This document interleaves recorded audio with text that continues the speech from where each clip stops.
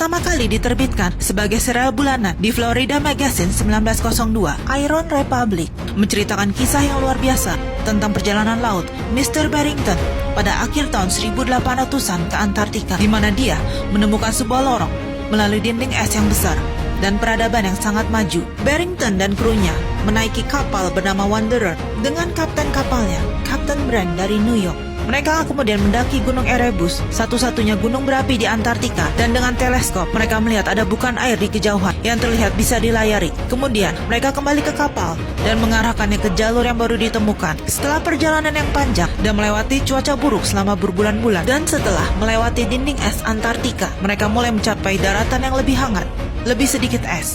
Ditulis demikian, matahari muncul lagi, dan saat kami bergerak ke selatan, laut menjadi bersih dari es. Hanya laut terbuka yang terbentang, dan kami bertahan.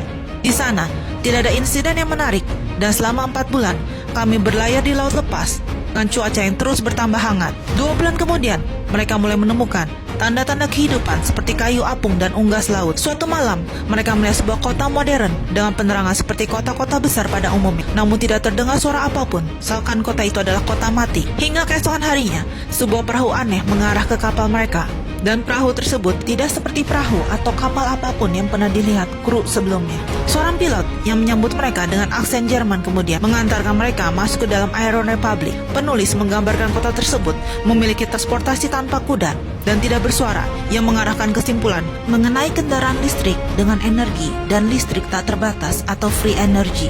Benar atau tidaknya cerita ini menjadi hal yang menarik, mengingat buku ini ditulis pada tahun 1900-an awal, dan kisahnya yang mengarah pada keberadaan dinding es dan keberadaan dunia di balik Antartika yang sekarang menjadi cerita konspirasi yang sudah beredar luas.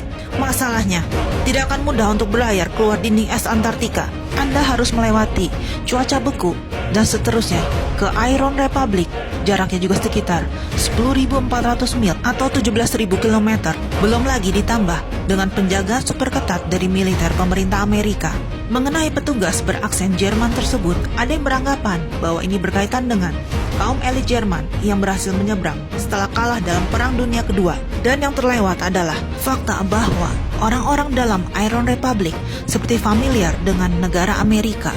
Cerita ini dikatakan fakta oleh penulisnya, namun tidak akan ada yang mengetahui dengan pasti kebenarannya. Baik sebagai fakta atau fiksi, ini adalah cerita langka dan menghadirkan cita-cita masyarakat dan pemerintahan untuk menjadi warga negara dari Iron Republic yang sejahtera dan berteknologi tinggi.